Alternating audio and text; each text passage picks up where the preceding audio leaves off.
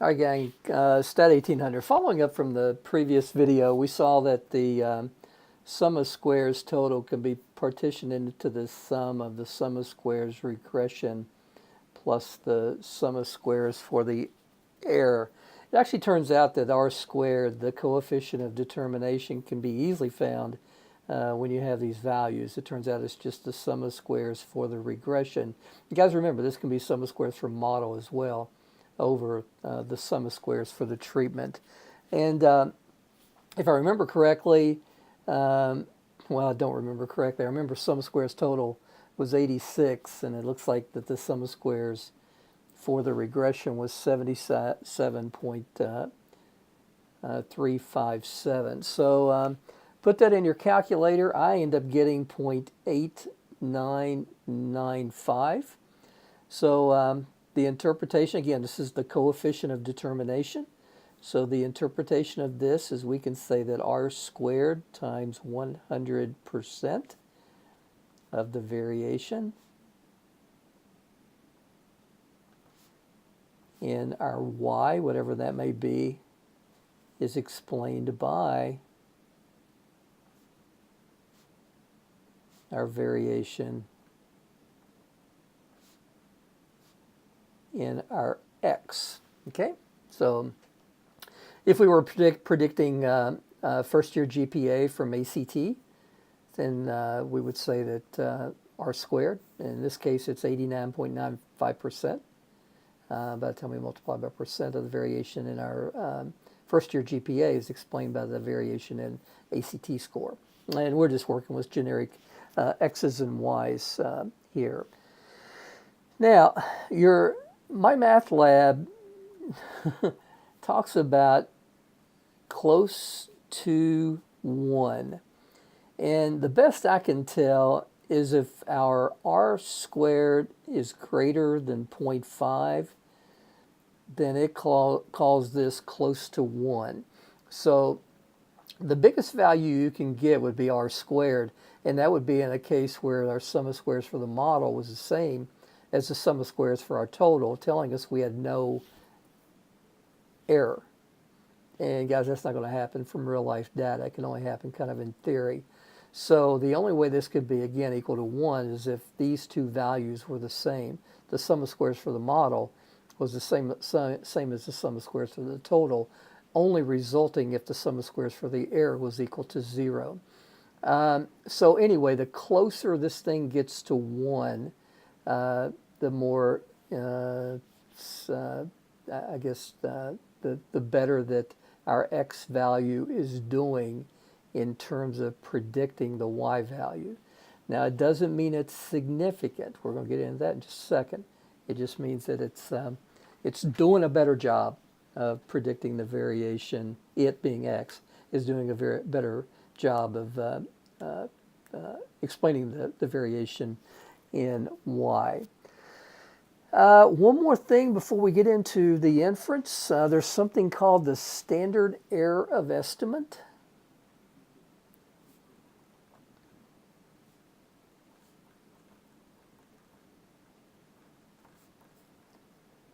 And the notation there is x, s, no, it's not either, daggone. This is syx. And it can be found very, very easily once we get this described up here in terms of sum of squares. It's just the sum of squares for the error divided by n minus 2. Now, I think of the standard error of the estimate as kind of the standard deviation of the residuals. But it's a value that we're going to use in the inference part. So guys, the sum of squares for the error was 8.643. We had sample size of 3 minus 2, which is 1. So we have, let's see, what do we have, 1.697? As our standard error of the estimate. So guys, keep that in flashing neon lights in your notebook. All right, let's move on to bigger, better stuff. Significance.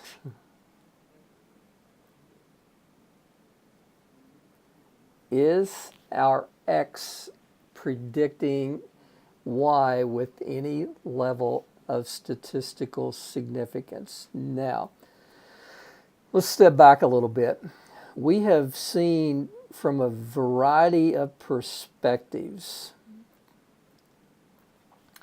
that we can use sample data to predict population values. For example, we could take the sample mean to make a prediction about the population mean. We could take the sample variance to make a prediction of the population variance. We could take a sample proportion to make a prediction of a population proportion. We could take the difference in two sample means to make an estimate in the difference of two population means. We can look at beta 0 to make an, we can look at B0 to make an estimate of beta 0. We can look at B1, you guys getting tired of this yet? To make an estimate of beta 1. Well, guys, it turns out that we can take R to make an estimate of what we call rho. So R is the sample correlation coefficient. Rho is the population correlation coefficient. And a important question in two variable statistics is our correlation statistically significant?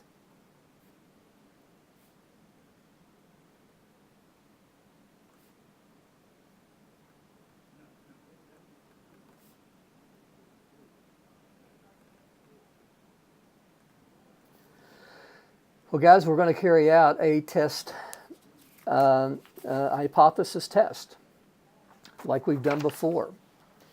We start out with a null and alternative hypothesis. In this case, we make the assumption that there's no statistically significant relationship between X and Y,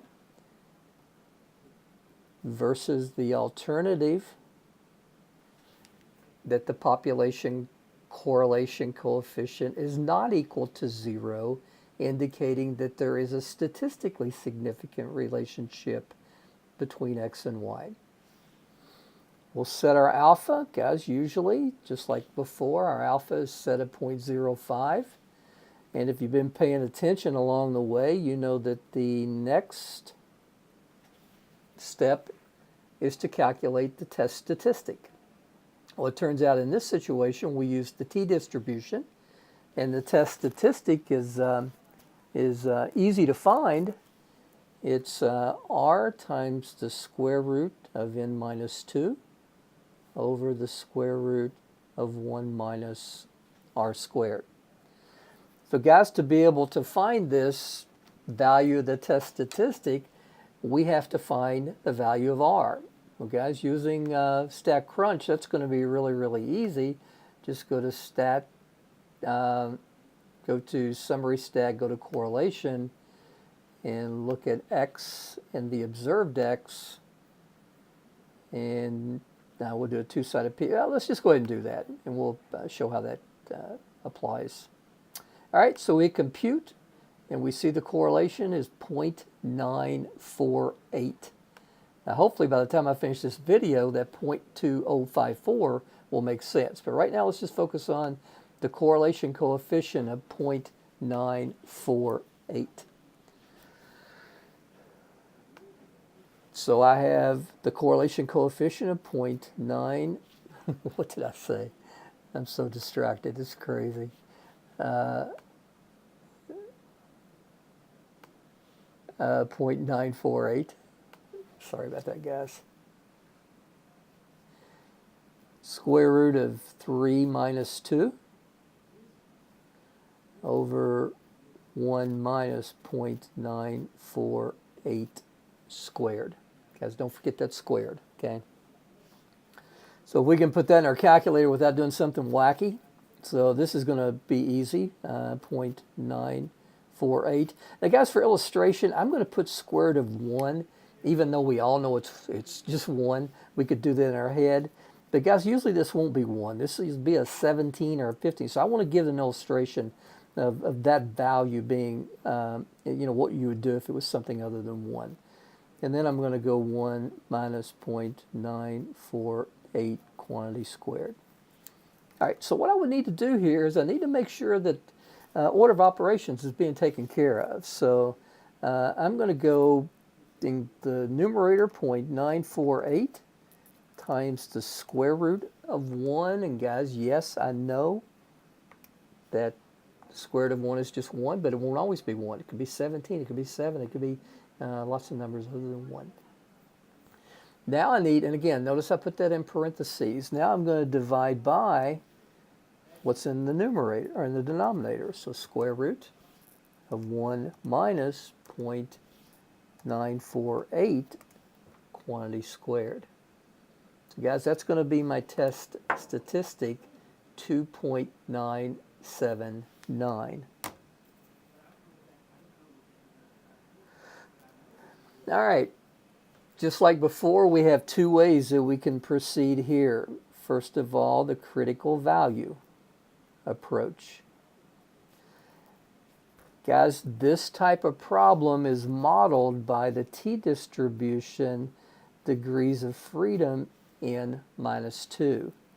So we have a sample size of 3, so t equals degrees of freedom 3 minus 2, which is equal to 1. So we are modeling this with the t-distribution degrees of freedom 1. And we need to find the critical values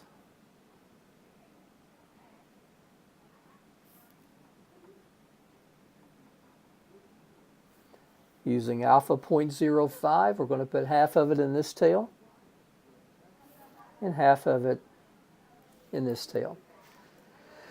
So guys, it makes it very easy using StatCrunch.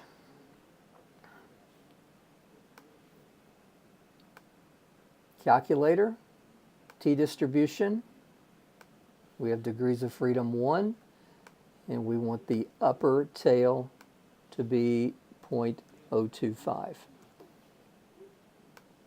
So 12.706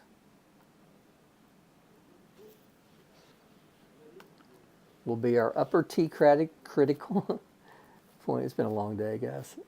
And negative 12.706 is our lower. Our test statistic, 2.979. Guys, remember 0 smack dab in the center. This is about here someplace. So we would fail to reject H sub O, concluding statistically that we can't reject the fact that the population correlation coefficient is equal to 0.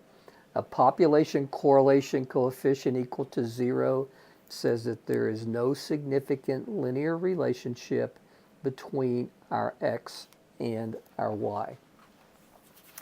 Now, the next thing we would want to do, let me grab another sheet of paper here, going through paper like crazy today, is what if we don't want to use the critical value, but we want to look at the p-value?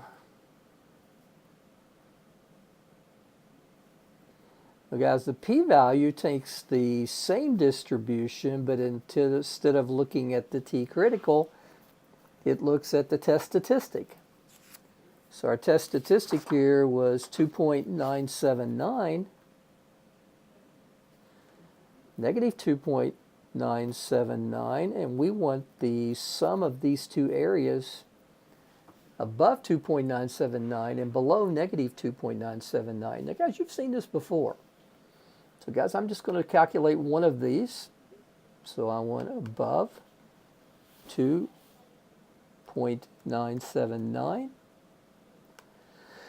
You'll see it's 0.103.